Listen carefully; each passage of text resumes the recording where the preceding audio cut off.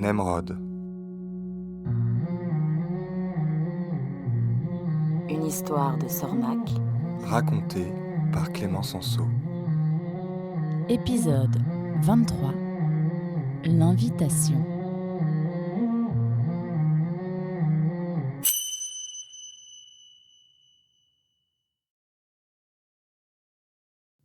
Nemrod était impressionné par le sang-froid de Donsol. 1 minute après avoir appris que son fils avait rejoint les errants, Donsol avait retrouvé tout son naturel. Il avait visité l'atelier comme si de rien n'était. S'était émerveillé des vases exposés dans la galerie familiale et avait insisté pour payer le double du prix initialement convenu. Le papa de Nemrod avait protesté. C'était trop, ça le gênait, c'était déraisonnable. Mais Donsol n'avait rien voulu savoir. « J'achète bien plus qu'un vase », avait-il simplement répondu. Nemrod avait bien compris qu'en plus du vase, Donsol achetait son silence. Hortense, qui était loin d'avoir le sang-froid de son père, attendait dans le fiacre. Elle avait prétexté un malaise pour esquiver la visite de l'atelier. Peut-être était-ce la faute de ce nuage de lait ? Cela avait peiné les parents de Nemrod. « Nous avons réalisé ce vase pour elle, selon ses goûts et son caractère. C'est bien triste que votre fille ne soit pas là, » dit le papa de Nemrod. « Ah oui », ajouta la maman. « Et si une fois arrivé chez vous, vous réalisez que le vase ne lui plaît pas ?»« Oh, j'ai 3 filles, vous savez. Si ça ne lui plaît pas, ça plaira à l'une de ses sœurs. Ne vous en faites pas pour ça. » Nemrod aida son papa à charger le vase à l'arrière du fiacre. Hortense n'eut pas un regard pour lui. Quand le vase fut sanglé, Donsol prit place à l'avant du fiacre. Il avait pour habitude de conduire lui-même ses fiacres, ses coupés et ses cabriolets. « Bon, je suis ministre, financier, protecteur des arts et des lettres, je puis bien être cocher, » avait-il répondu à la maman de Nemrod, qui s'était étonnée de voir un si puissant personnage voyager sans équipage.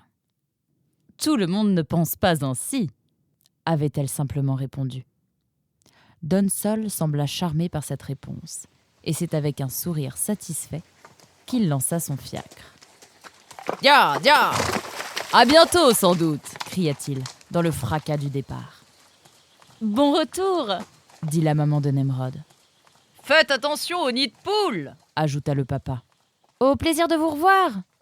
renchérit Roxane. Nemrod ne trouva rien à ajouter.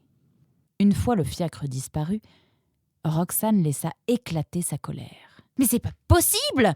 Pourquoi est-ce que vous vous sabordez comme ça ? Le client veut payer le double et vous faites tout pour l'en empêcher. Oh non, c'est trop. Oh, ça nous gêne vraiment. Êtes-vous sûr que ça lui plaira ? Non mais sérieusement, où voit-on ça ? C'est ridicule.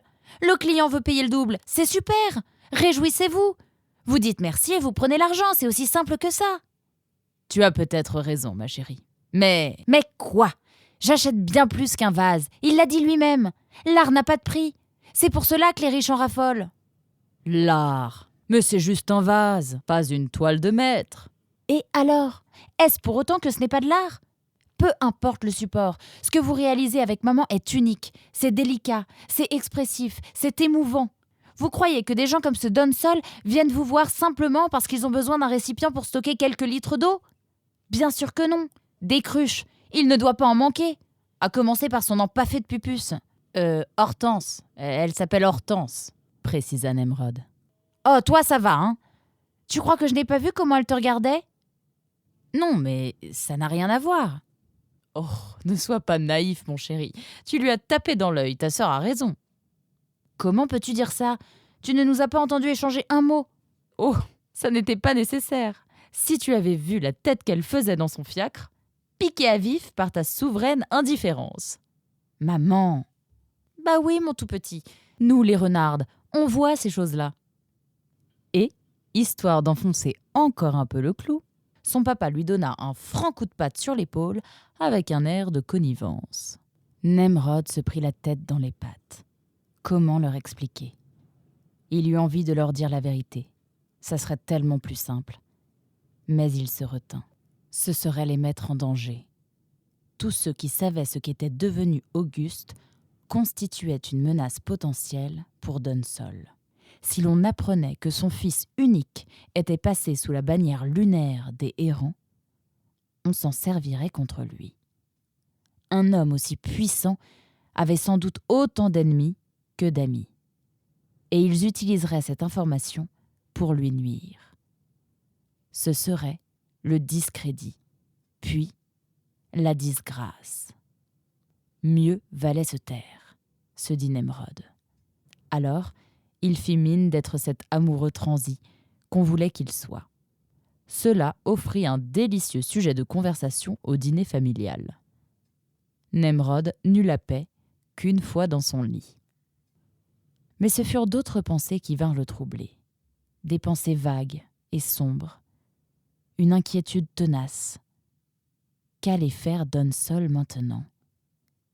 Il était parti l'air léger, même carrément guilleret, mais il était évident qu'il n'en resterait pas là. Il ferait tout ce qui serait en son pouvoir pour retrouver son fils et pour étouffer l'affaire. Et son pouvoir était immense. Il n'avait pas acheté le silence de Nemrod. Il l'avait simplement loué, en attendant de trouver une solution. Nemrod devait s'attendre à avoir de ses nouvelles. Il en eut 3 jours plus tard. Le carton d'invitation était arrivé par la poste ce matin. En lettres d'or, Nemrod était invité à déjeuner au manoir d'Outremont, le pavillon de chasse de Donsol. Un fiacre viendrait le chercher demain à la 1re heure. Le déjeuner serait suivi d'une partie de baltrap. Après quoi, Nemrod serait raccompagné chez lui. « Dis donc, mon chéri, tu lui as vraiment tapé dans l'œil à la petite princesse. À tous les coups, c'est elle qui est derrière cette invitation. Qu'est-ce que je t'avais dit ?» dit sa maman, triomphale. « Pupus a sorti son grappin ?» ajouta Roxane, sarcastique. « Qu'est-ce qu'il faut que je fasse ?» demanda Nemrod. « Ben enfin, vas-y. Des occasions comme celle-ci, tu n'en auras pas tous les 4 matins. Ça me rappelle ce bal auquel m'avait invité une certaine Flo. » Un simple regard de sa femme suffit à mettre fin au récit héroïque du mari. « Et alors, c'était bien ?» demanda Nemrod. « Je n'en sais rien, je n'y suis pas allé, » répondit son père. « Et tu regrettes ?» demanda Roxane.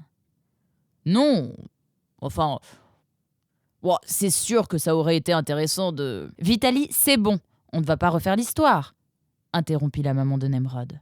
« Oui, bref, là, c'est de toi dont il s'agit. Tu n'as pas envie d'y aller ?» demanda le papa. « Je ne sais pas, » répondit Nemrod. Roxane se planta juste en face de lui. « On ne dit pas non à ce genre d'invitation. Tu le sais bien. Un refus de ta part serait perçu comme une offense. On ne va pas prendre le risque de perdre notre client star. Ne gâchons pas toutes ces années d'efforts. Vois cette invitation comme une opportunité de représenter la maison Goupil. Vas-y, fais ta part. » Fais ta part. Ah, si seulement ils avaient su la raison de cette invitation. Ils auraient tout fait pour le retenir. Mais ils l'ignoraient. « Ok, j'irai, » répondit Nemrod. Roxane lui sauta au cou. « Merci, grand frère !» Sans mot dire, Nemrod se dirigea vers la porte d'entrée. « Où vas-tu » demanda sa mère. « Chez Raoul. Je ne l'ai toujours pas vu depuis mon retour et j'aimerais le saluer avant de partir. » « Tu dis ça comme si tu allais disparaître à nouveau. »« On ne sait jamais de quoi demain est fait, » répondit Nemrod. « Il faut profiter des gens qu'on aime tant qu'on le peut. C'est ce que tu dis tout le temps. »« Oui, c'est vrai. Tu as raison. Allez, file !» Et Nemrod sortit.